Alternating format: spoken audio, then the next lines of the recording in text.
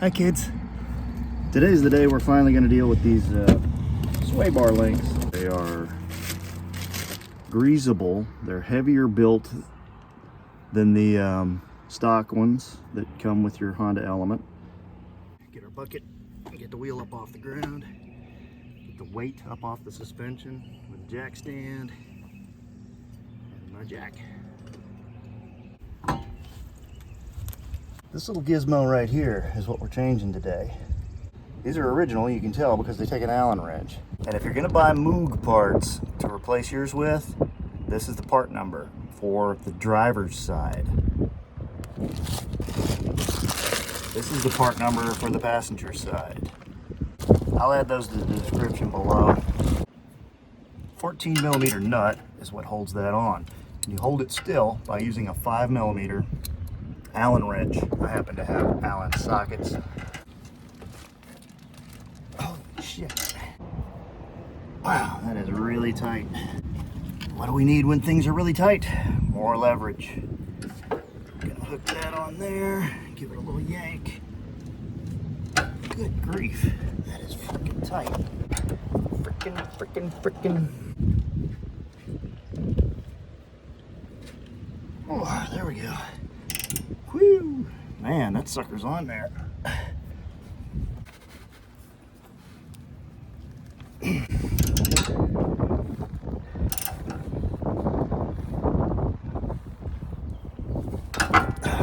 Crap. Oh, there we go. Woo! Takes a little effort to break that loose.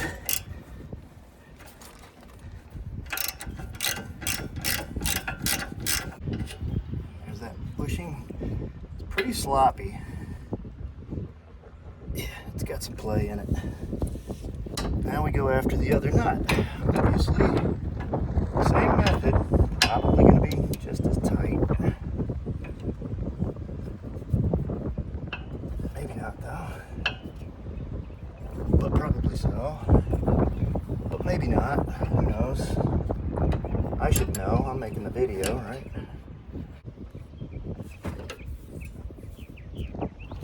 Oh, yeah, that one came a lot easier.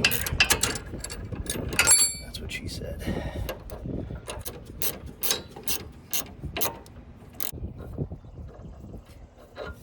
So there's our original Honda unit. See, the boots are ripped. It's got a little play in it. Is this going to make a huge difference in our handling? I honestly doubt it. Your sway bar really doesn't come into play until you get into some crazy cornering and stuff. And this is a Honda Element. I'm not exactly road racing it, but I do live on some windy ass roads, so it may make a difference. All right, let's put that in there. So installation of the new part is a little different. We're going to need this 18mm wrench to hold this shaft, and then a, what is this, a 15mm that goes on the nut, because it's very different. These MOOG parts are much heavier built than the original Honda units.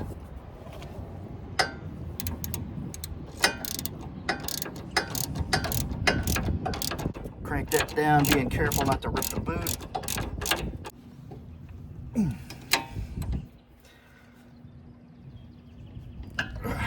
Alright.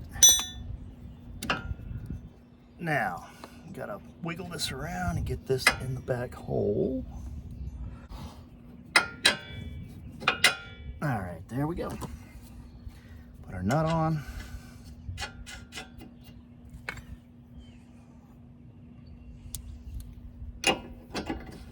Grab that back flange. Hope you can see this better. So there's your back flange. That's what you're going to use instead of the Allen that we used on the originals. These don't have Allens. And you guys up north that deal with the rust will appreciate the fact that these don't have an Allen. They won't rust.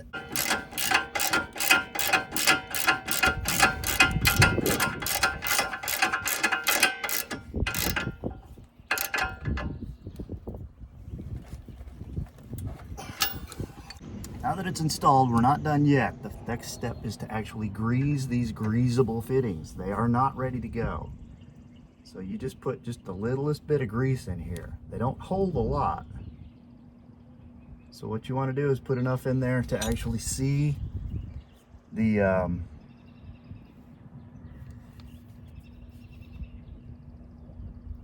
rubber seal expand just a little bit. Don't go crazy with it. If you try to put too much grease in it, you'll blow the seal. So the trick to this is to not over grease things. You just slowly add grease. Watch this piece right here and see when it looks like it's actually taking on some grease. See it expand just a little bit? I don't know if you can see that, but it did. These things do not come with the proper amount of grease in them. You're supposed to grease them after they're installed.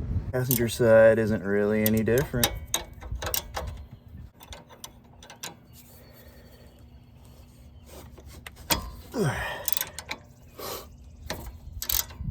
Whoops, wrong way.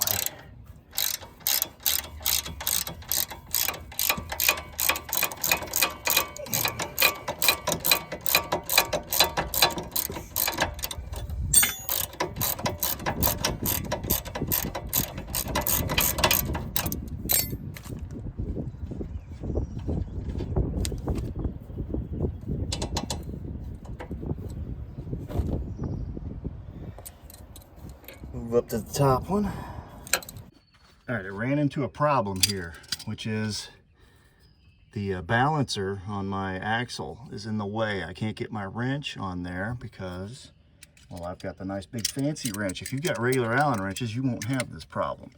But I don't know where my 5mm Allen wrench is. So here's my solution. It's always a way. Don't let your lack of a massive tool collection stand in your way. Figure it out. You've got what you need to do most of this stuff. And this is frankly an easy job. It's not difficult. These pieces are not hard to change. There comes that one. Let's see, what kind of condition is it in? It's not that bad. The boot's obviously destroyed, but it doesn't really feel like it has a lot of play in that side. That boot is really destroyed, but again, not a lot of, there's a little play, but not a lot.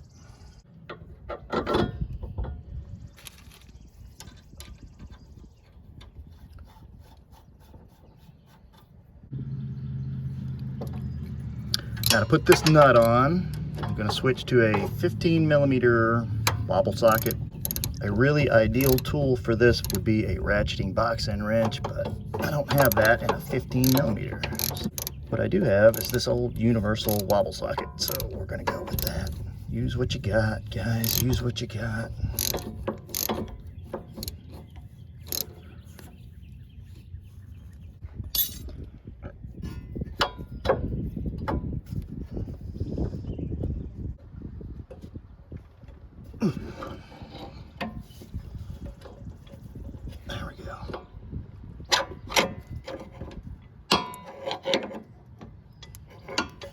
Now I'm going to jack this back up.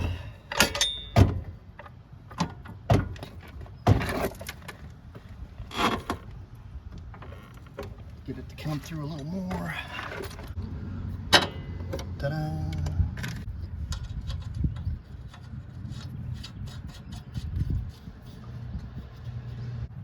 Now we can get rid of the jack.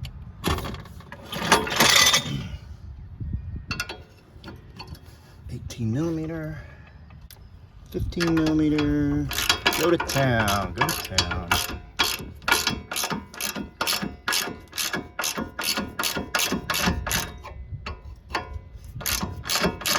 Again, be careful not to tear the boots. You need to put a little grease in it. Don't put too much or you'll blow the seal. Now we move up to the top side. Watch the, I think you can actually see the little MOOG seal. One, give it a second. Two. Two's probably it. On my little grease gun, 2 pumps is probably enough. And that's it, guys. That's all there is to replacing these. done. And I like it. It seems to be handling a little better. I like it. It's a little tighter, a little more responsive in the handling, which is always a good thing in a Honda Element. This job is pretty easy. You can do this, I promise. Until next time, this is Clint Searcy for Scavenger Type. See ya.